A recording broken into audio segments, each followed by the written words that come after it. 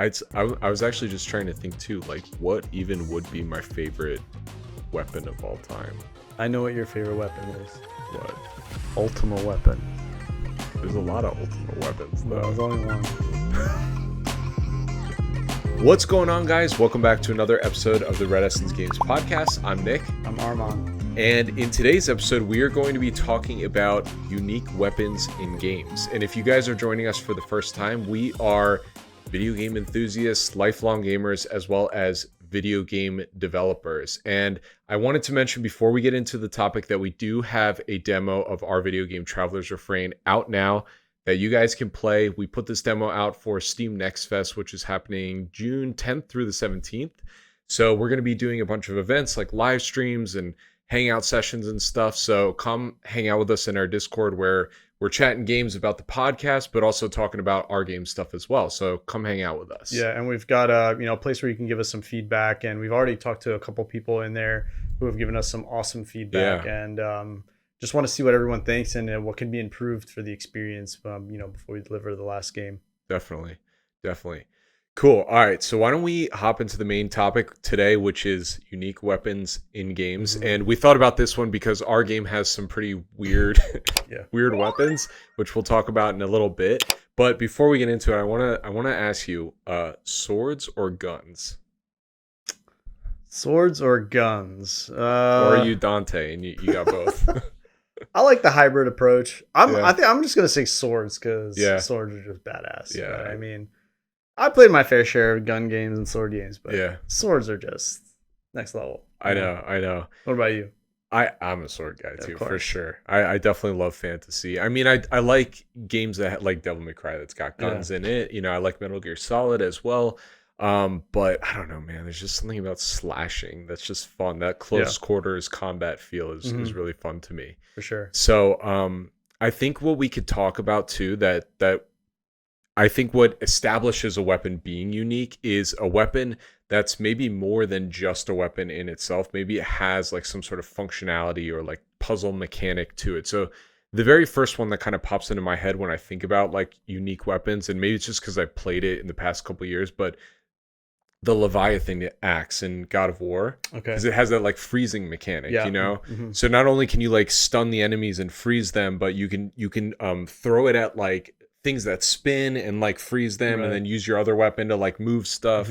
So I always find that very fascinating. Obviously, like Zelda does that a whole lot as well, like with bombs. Like you can throw a bomb at an enemy, you can also blow up a wall, and it just makes it almost like I don't want to say limits the mechanics, but it reduces the mechanics, but it makes the things that you've gotten more special. It feels like, instead of being like, here's a weapon just for combat, here's an ability just for a puzzle mechanic or traversal or whatever. I think the thing with the Leviathan axe too is they just did such a perfect job with it, making it feel like a really powerful weapon. Yeah, and at the same time giving it that utility that it has. Just like let it go and just watch it fly. And I don't know, sometimes you try to hit stuff like hundreds of miles away and you're just like chucking it right. It's just fun to use. I think that's what really kind of makes it interesting too. Well, it's cool too because it acts like a projectile as well as a boomerang, and I think that's what makes it like more like I've never played another game. I'm sure there's a game that has something similar, but you know, the fact that you can recall it at will makes it so that it doesn't even need to stick into a wall. Like you can throw it and like recall it so it hits something on the way back as well, which is kind of fun. Like, and I think there was things you could spec into that you could do like timed attacks. Where he would like throw it and it would kind of like spin around him and stuff, and it's just so badass. That was really cool. So I tried to take as full advantage as I could of those really cool abilities. Yeah, I agree. So I don't know. We should probably start off. Why don't we start off with one that we both have experience with? Maybe why don't we, since we brought up Zelda, why don't we talk about the weapon system in Tears of the Kingdom, because that's like very intense and very intricate. There's not like one specific, he's got the Master Sword, but it just acts differently than the other weapons in your arsenal. So what are your general thoughts on Tears of the Kingdom? Yeah, just the weapon system in general. Well, a lot of people have played the game by this point, and I think that they did such a good job of making it feel like you're constantly having to think on your feet. Yeah. Find new weapons in the world, and use them, right? And then I just kind of disliked that the special weapons that you could find from the older games, they broke, and then you have to like go and repair them, which I looked online and people didn't really care about that, but to me it was like I just wanted to like hold the bigger on sword. You know what you can do though that it took me a while to figure out? You can go to one of those things in the dungeon and buy new ones with those little Poe spirits. Yeah, but that was the thing, like I didn't want to do that. So I think aside from that, I thought the weapon system was super cool, because I mean you could fuse different weapons to it, right? And you could take make like a double staff. It's like 20 feet long. Yeah, like the what are they, the bokoblins? What are they called? Hobgoblins, or the ones that like crawled on the ceiling. They had those long sticks. Yeah. So those guys, they had fused weapons, and then they would just, the thing would fall, and you could actually, if you were hitting with that double thing, it would break. Yeah, the other piece would snap off. So that kind of felt realistic, but also kind of like lame too, because I wanted the really long pokey stick. I know. Yeah. It's funny. We talked about this one in another podcast when we were talking about like replenishable items, right? And I told you like I'm a hoarder when it comes to that stuff.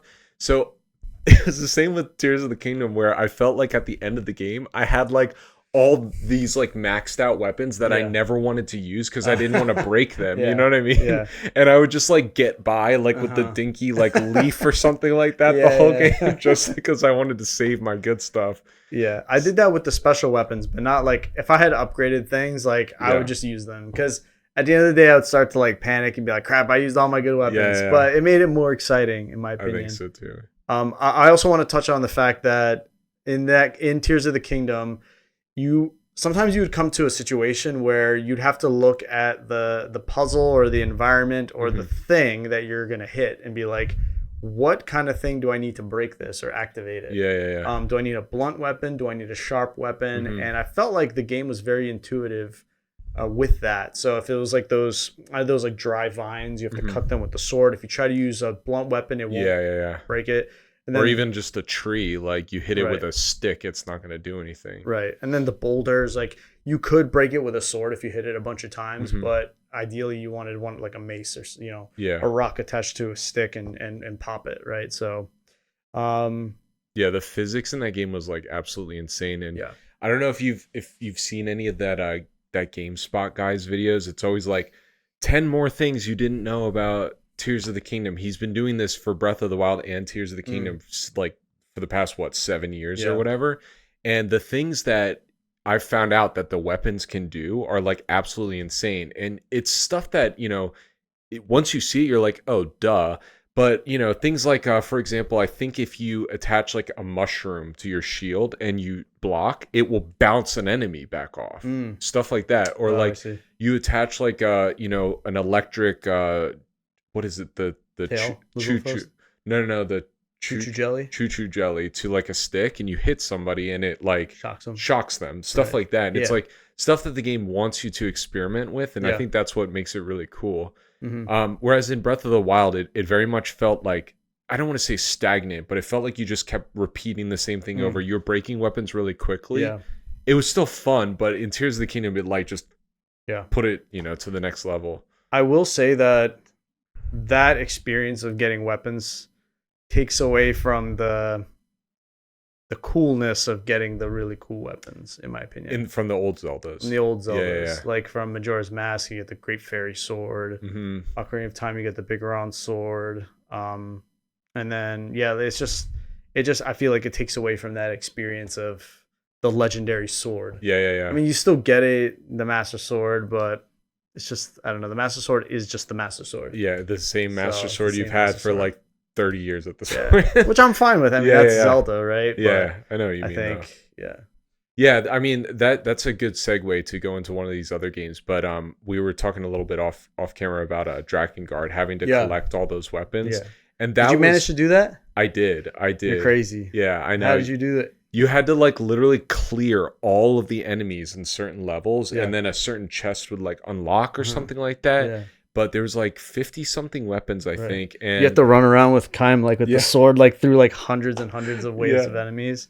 I don't think dragons flying and stuff. I don't think I've ever killed so many things in a game in my whole life. I think it had like a death counter in the pause menu, it did? And it was like tens of thousands of enemies I had killed. Oh my gosh. But that was a game where it was like when you'd find a really badass weapon, it was exciting because you're like, I found this thing, you know. And 50 is a lot, but at the same time, it's not like there's infinite amount like in Zelda Tears of the Kingdom. In Tears of the Kingdom.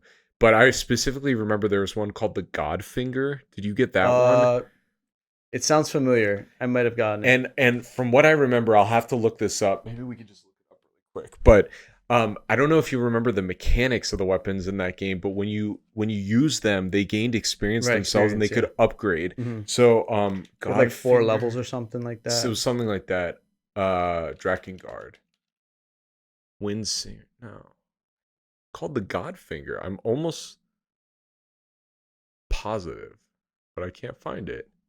But it was like literally the largest sword in the game, and from what I remember, it started off like kind of broken, and when you level it up, it becomes like full, massive. And it was huge, dude. Yeah, I think I might actually remember that because I use that one, I think, a lot. Yeah, because it just like clears. Yeah, it just clears enemies out. Yeah. But that was always really cool, and yeah, games like that, like another one. I know you haven't had much Kingdom Hearts experience, but the Keyblade in general is just such a like iconic weapon. Yeah, and you know it has a utility that's kind of interesting for the lore. It's not like you're doing puzzles necessarily with it, but like in the first game, especially, Sora has to like lock the worlds essentially to like seal them away from the darkness. So the fact that he uses a key to like turn the lock, it's kind of, you know, significant. Is the Keyblade sharp or is it just like a blunt weapon? It's blunt, but there are some Keyblades that you'll get that have kind of sharp edges on them and stuff like that. But yeah, that's what's cool too. I can show you really quick, but like you get different Keyblades for different worlds in the Kingdom Hearts game. So you'll get like a Winnie the Pooh Keyblade and stuff like that. Kingdom Hearts Keyblades. Let me know in the comments what your favorite Keyblade is. Nick's a sucker for this game. I am a sucker for this game, but dude, they're so cool, dude. Look at them. Okay, I'll say things. They do look cool. Here's like the Pirates of the Caribbean one, you know. Here's this was, I think, from Big Hero 6, you know. This is probably Winnie the Pooh. But yeah, I don't know. They're just Finding Nemo on the left? No. Is Finding Nemo even a Disney? No idea. Dude, I did not grow up with Disney or Pixar. I'll say that right there. I'd watch Saturday morning cartoons. That's me. Oh man. But yeah, I do like the games like that where it's like an action adventure game where you find different weapons that you can equip throughout the game. Yeah, I mean, Devil May Cry had did it? No, you kind of always had the same. Oh, you just had like totally different types of weapons. That's maybe another good one to talk about. In DMC? Yeah, in pretty much all the Devil May Cries, like he gets totally different types of weapons where he'll either get like big fists that you could just like pound enemies with, or you'll get like, I don't know, daggers or something, you know. That's kind of interesting as well, and I think that's actually more the route our game has taken, where I guess we could dive into that for a bit, but we have the lantern, which is our first weapon, and the reason for that is we wanted enemies to be able to burn, and we thought like he's in a dark, mysterious forest. The lantern emits light, you know. But it's a lantern that could, when you smash it, it kind of reforms itself. And that kind of gave the basis for the combo attack. So you hit, and then you slam down, and you kind of see like a shatter, and then it kind of reforms, right? So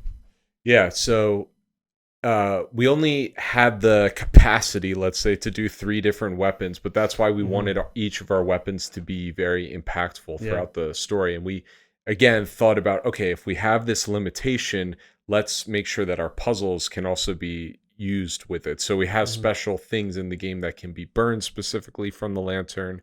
And then we get the hammer, which can smash things, and maybe let's not spoil the third one.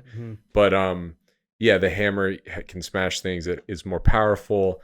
And yeah, it's just we kind of paced it out in a way also in which like you feel like, okay, by the time I really learned the lantern, now we're giving you a new Mhm. weapon, and we can kind of swap between them Yeah. whenever you want. And we decided not to go with the elemental effect on the hammer, although it does kind of have the power of wind in a sense once you upgrade it. But in general, it doesn't have that elemental ability, which we focused so hard on in the first weapon, right? The lantern, to give that status effect.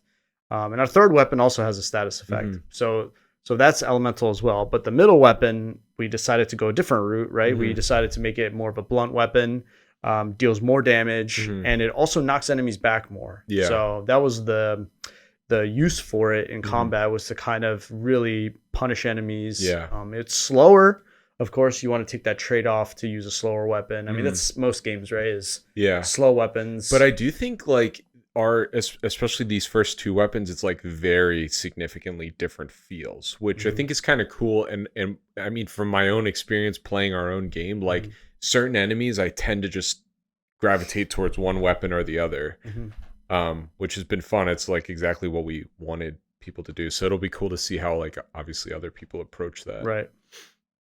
So yeah. All right. Let's see. What's another one that's fun to talk about? Oh, dude, you still haven't played Bloodborne, right? No. I think you would really like Bloodborne. Out of all the Souls games, I think it's my favorite. But what's really cool about the weapons in those games is they're called trick weapons, and all of them can kind of like transform. So cool. For example, like one of the first weapons you get, you hold it and it's like got a handle, and then there's kind of like an sharp, almost looks like a saw, you know? And you press a button and it can expand to like you're holding a long stick and the thing is like flipped out. Oh. So it's like has more range, deals a little bit more damage. And what's cool, it's like you can hack with the small one and then switch, and he does a special attack when you do the switch to the other one. That if that would be something cool. Attack, yeah. Yeah, if we had time in our game. Yeah. But like it's a special move in between one weapon to the other, you know? That's pretty cool. Be really cool. Yeah. We kind of had that thought with Sola, didn't we? In Mask of Semblance. Yeah. She had like a hybrid kind of weapon. I think that was when I was playing Bloodborne, so that's why I was like, oh, this would be really cool to implement. But yeah, I'm trying to think of some of the other ones that I really liked from that game, but it was just really cool that I think there was one that was like kind of like a short sword, but then it could also become like a chain whip sort of thing as well. But it just feels very like smooth, like doing all these flashy attacks and switching between the weapons. Feels satisfying. Yeah. Maybe we can go back to talking about the custom robo. Yeah. So I don't know if there's many custom robo fans out there. Honestly, I really wish they bring the game back. Honestly, I love custom robo so much. I know there is a developer out there right now making Battle Core robots, so go check them out. And they're making kind of like a spiritual successor of Custom Robo, and it's pretty fun. I played like the initial beta and I loved it. So but yeah, so Custom Robo, it's got so many interesting weapons, and all of them do something different. And I thought that was really unique about the game, because you're enclosed with your opponents in this arena, right? And you have to use cover, you have to use the walls, you know, there's things flying around you can run on and stuff. And you have to pick the weapon that kind of helps you in the map. And you also have to build, because you can equip like missiles and also pods that you can send off, and like a missile. So you kind of combine all those, and also your flyer as well. So combine that with your weapon. So they had a lot of really interesting ones. Like, so the first weapon you get is like a single shot bullet thing. Or it's like a 3-shot, like ba ba ba. And then you get one that's like a 5-shot, like ba ba ba ba ba. And then you get like a 3-way shot, ba ba. And then you get a shotgun. And then you get this gun that basically is like a bunch of bees come out and it like stings them, and you can like throw them around. Then you get one that's really close range called the knuckle, and it like pops them in the air. Do you unlock these like through the story, or? Yeah. Or you can like kind of scour around and like click on stuff and oh, you found a part. Oh, cool. Which I love that about the old games. But yeah, so they had so many interesting ones. One of the really cool ones was called Dragon, and another one was called Worm. But based on if you were standing or in the air, it would do a different attack. So if you were on the ground, I think if you were on the ground, it would shoot like 3 dragons and they were kind of home. And then if you jumped in the air, it did like a faster like dragon shot. And it was really powerful. So, and then they had ones where you would shoot and you go like, you'd shoot one time and nothing would come out of the gun. But then like this portal would appear and these like missiles would fly out of it. That was so badass. Nice. So yeah, so they had like interesting weapons like that. And I was like, well, this is so freaking cool. So I'll tell you my build though. I got that Ruhiel with Waning Arc. So, I fly around the level and just shoot you all day long. So I feel like this is a game that like you talk about it all the time and it's like, I wish I had grown up with it too. Cause I like that kind of stuff too. Yeah. But I'm curious, like this is kind of sidetracking from the weapon stuff, but like, what did you like specifically about the game? Was it like the competitive nature of it? Was it the crafting the robots? Was it just the whole thing? Like was there something in particular that like drew you to it? Well, it was an anime game, and I was really into anime at the time, and also the robos were cool. I thought the designs of the robots were so cool, and also I loved just like the feel of that arena combat, because it just felt so fresh and new, and you were kind of in that enclosure, and it kind of feels like I love multiplayer games, I kind of enjoyed that experience of. Being 1-on-1 or like 1-on-2 or 2-on-2 with other robots in an arena. I've always wanted to like recreate a game like this. But maybe sometime down the line. I mean, I think that would be fun too. Honestly. I was gonna say because that Armored Core game came out recently. Like, do you think you'd be into that? Armored Core. I've seen people play it.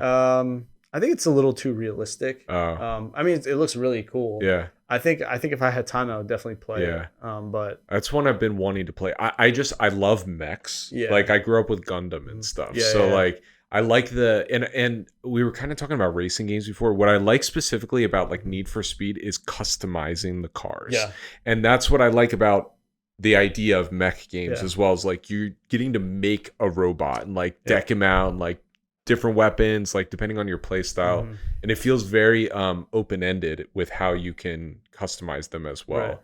So I think that's like the most interesting part, at least for me. There's a lot of customization in this game too, and you can kind of pick all different robos had more like sustain, so it was harder to pop them onto the ground to like do more damage. Some of them could like teleport in the air, which is really cool. So I'm going on a rant here, I know, but I do love Custom Robo a lot. The story was just kind of, it was all right. It's not really, it's the typical, like, the dad's not around. He leaves him, some memento, watch, or he leaves him a watch. And he, like, uses this watch to, I don't want to spoil anything. Go play it.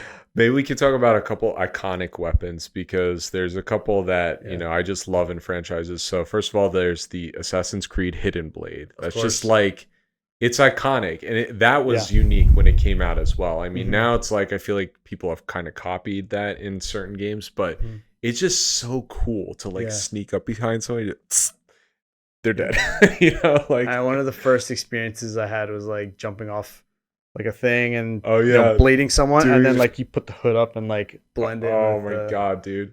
That was like such a cool gamer moment. I know. It's just like the way it works, the way they thought about it, like coming out, and they like explain how the mechanics of it work and everything is always so cool. Don't they explain like in some of them they have like schematics on how like they built it? Yeah, and they're they kind of retconned a lot of this, but like the reason the assassins had their finger cut off, it was like something like if they put it out, it would have cut that finger. It was. I forget exactly how that worked, but then it turned into like a rite of passage sort of thing. I forgot about that. Yeah. Cut that finger, Yeah, that's just like a thing. And then in the new game that they just talked about, what's it called? Is it called Shadows, Assassin's Creed Shadows. They've showed what's her name? Naue or something like that. Her hidden blade kind of like rotates out, it looks like. I don't know if you saw the little clip of it. But I think I did. It just looks really badass. That game looks like it's gonna be a lot of fun. Yeah. Have you heard anything about that game yet, like mechanics wise? No, I saw the intro video. It looked pretty sweet. So the directors are basically talking about the fact that there's going to be different seasons in the game. And when you think about it, like in Japan in the spring, right, there's all these like lush, beautiful bushes and stuff like that. But then in the winter, those will all be dead. So you won't have those objects to hide behind. So you're going to have to navigate differently and like get past enemies differently because the environment's going to change. That's cool. So like we'll see how like deep that ends up being. But I mean, so far so good with all of those games. I love that franchise. So they had like a Scorpion from Mortal Kombat style like blade. I guess kind of like a Kratos, his like whip chain thing. You know what? Did they have that in any of them? I almost think they did. I think in Syndicate they had weapons like that where it was like a chain. Yeah, a chain thing. I don't know. Or it was like on a rope or something like that. He did have a thing. It was almost like a Batman grappling hook where he'd shoot it up and like climb up the wall. That's cool. Dude, that game was so good. A lot of people didn't like that one, but I liked it. And then the other one, I can't, it's a Red Essence Games podcast. I have to bring up Final Fantasy, the Buster Sword. It's like iconic. And it's funny too, because I keep saying I'm playing the new game and Cloud gets all these different swords. I just equip the Buster Sword the whole game. Use the different weapons. I don't know. I just like how it looks on him, man. He looks wrong when he's got some thin sword on his back. I switched weapons around a lot in 7 Remake, but I only got like 4 weapons for him or something. There weren't a lot. There weren't a lot. Not many at all. I don't know. Maybe just because there's so many characters, but yeah. What I would do is like I think if you use the weapon enough, you get to keep that ability. Yes. And then as soon as I do that, I switch back to the Buster Sword. Yeah, I tried to do that with as many as I could. I ended up with that like pointy sword. It's like a pointy with like a thing on the end. I ended up Did it have like a gold top? I think so. Yeah, I think that was the final one. Was it? Yeah. Okay. That one was really good. That one was cool though. I did like that one. And then here's another one that I just want to bring up. I know you haven't played this game, but have you seen anything from Epic Mickey? The old one or the new one? Yeah, the new one is a remake or a remaster of the first one. No, I haven't. But what's cool about that game, first of all, it's like a dark Mickey game. Yeah. But he gets a magical paintbrush, and that's his weapon essentially. Right. And he gets 2 different types of like paint. There's paint, and then there's paint thinner or something like that. I haven't played it in a while, so excuse me. But from what I remember, it's like the paint heals and restores, and then the thinner kind of tarnishes and destroys. So it's like you can like weather away parts of the level, or you can like restore parts of the level to get to new places. So I thought that was really cool, and kind of like our game, it's like a paintbrush is a weird weapon to use, but it had its utility. It fit with the lore and was just kind of interesting. Yeah, there's a lot of cool stuff you can do with that. Yeah. I've always wanted to replay. I never like actually beat it. Do you have those games where it's like you got like 70% through, and then for whatever reason you just never finished it? Yeah, for sure. I think too, there's more games than this, but we really like Dragon Age Inquisition, and they had a really cool crafting system. Yeah, I don't know really if a crafting system. It was, I guess, it was kind of a crafting system. There was a crafting system for the armor, but and weapons. Could you make new weapons? Yeah, you could. So you would go and mine the ores, and then you would go and you would build the weapon out of that ore. And it would have like the color of the ore that you used. Oh, I remember I made this badass like giant purple sword out of like the purple ore. Yeah. And it was like so cool. And I like put these engravings in it, gemstones in it, or something like that. And I loved it. So cool. Yeah, that's really fun too. When you feel like you're actually getting to make weapons from the stuff that you're collecting in the game. And we've talked about collectibles and stuff like that before. And I think that's probably my favorite type of just collecting random things in bushes and mining and stuff is when you can make weapons and armor out of it. So I'm the worst with those games though, because really I just have terrible ADD. Like I just go from one to the next to the next. Oh, I do it too. It's so you bad. get anytime there's a sparkly thing, you pick it up, right? So bad. I spend so much time just there's the next plant. there's the next mine. Oh wait, there's a rabbit or whatever. And then it gets to the point where you have 99 of everything, and it won't even let you pick up the new ones, but you still try to pick them up anyway because it's like, well, it's sparkling. I need to get it, you know. Or your inventory's too full or something. You gotta start dropping stuff. Oh, that's the worst, man. I guess maybe I can touch up on some shooters because I know you don't really like play many shooters, but for me, I think one that really stands out weapon wise is Halo, because Halo has the energy sword that the elites have. It's like, you know, they're an alien race and they have this plasma sword. It looks really badass. You've seen it before, right? Yeah. Is the blue one? It's like a white.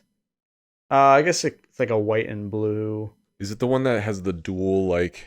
It looks like it looks like this. Yeah. And then this part kind of is along. Yeah. I know what you're talking about. So it's unique to the Halo universe, and because they're warriors, the Sangheili, the elites, they're warriors, so they have these like blades.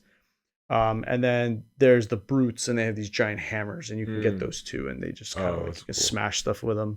And then they have all kinds of unique guns that aren't in other games. They have their own made-up game. You know, there's one, I do. I played a little bit of the first Halo. I never got through it, but wasn't there a gun that had like purple spikes on it, and you shoot, and it like hones in on enemies, right? Yeah, it's called the Needler. That was cool. Yeah, so the Needler is so iconic to Halo because there's no other weapon like it. But yeah, you could see your ammo essentially from the spikes, the spikes. Yeah. I mean, it wasn't perfect, but it was like a guesstimate of how many you had left.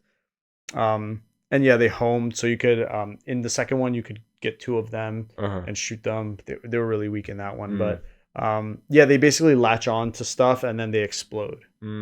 So that's a very cool weapon in my opinion. They also have like a Spartan laser. It's like a laser, you hold it down and like kind of aim the laser, and then it fires this big blast. They've got let's see what else. Rockets, machine guns. Yeah, there's the battle rifle, submachine guns, pistol. The Halo like 1 pistol was like still regarded as one of the best weapons in shooter gaming. Yeah. So because you could 3-shot somebody with it if you were like really good. So that's kind of where like a lot of pros came from. So I think I'll probably cut that there, and maybe I'll touch on also Dead Space real quick because I know there's Dead Space fans out there.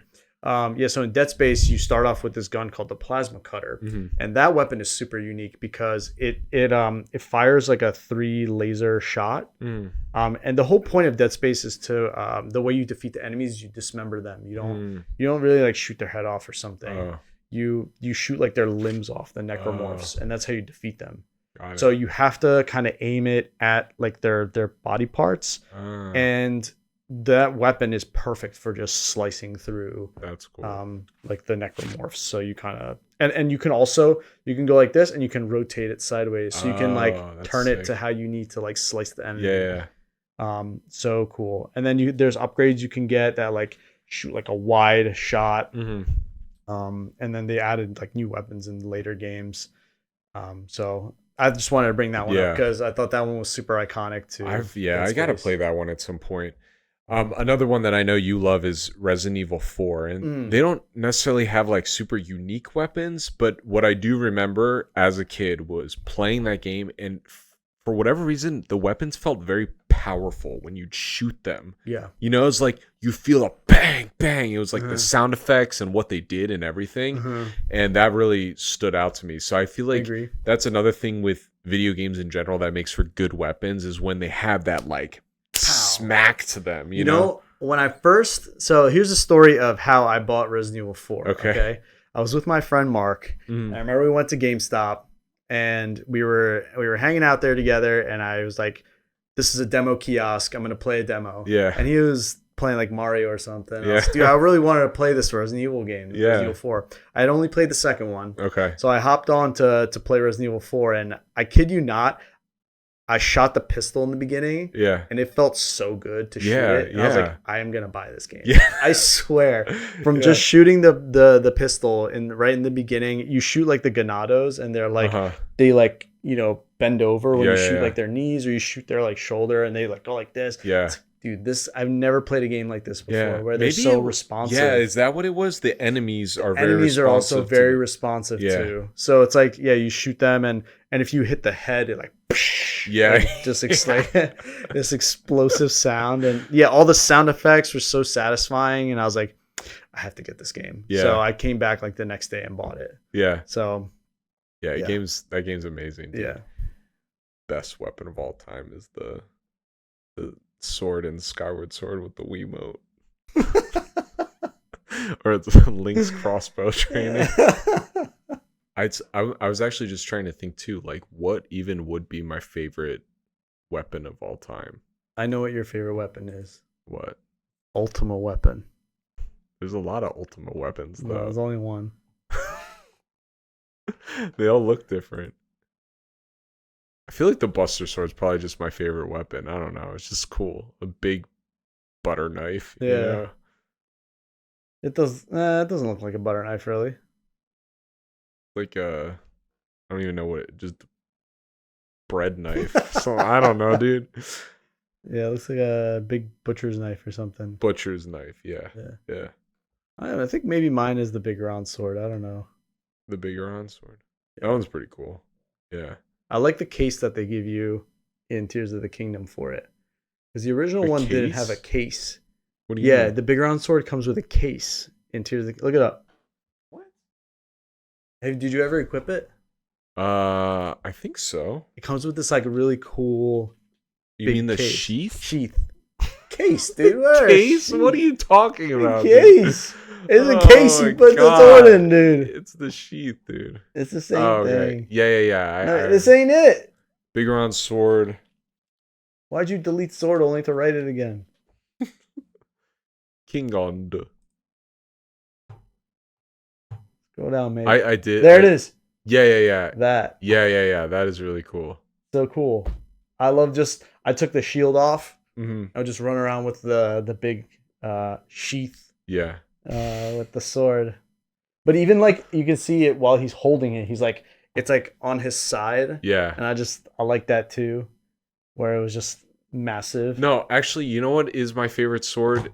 Or at least my favorite sword in a game. Maybe not my favorite weapon, but a Kaim's sword.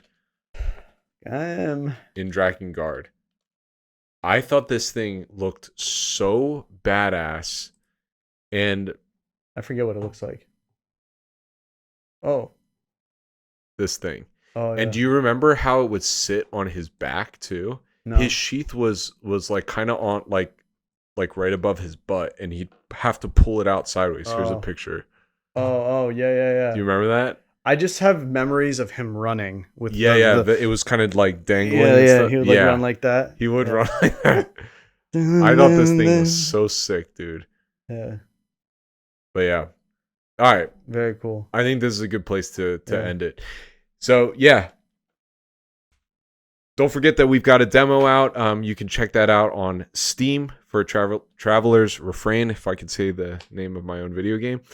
And Steam Next Fest is coming June 10th through the 17th. Come hang out with us in our Discord, and we post these every Friday. So and the demo will only be available for a limited amount of time. So definitely do get in there and let us know what you think. We're not sure exactly when we're going to take it down at this moment, but it'll probably be shortly after Steam Next Fest, right? So definitely want to see if anybody can give us some feedback while it's up there. So very much appreciate the feedback. Yeah, thank you. So yeah, guys, we'll see you next time. Thanks. Bye.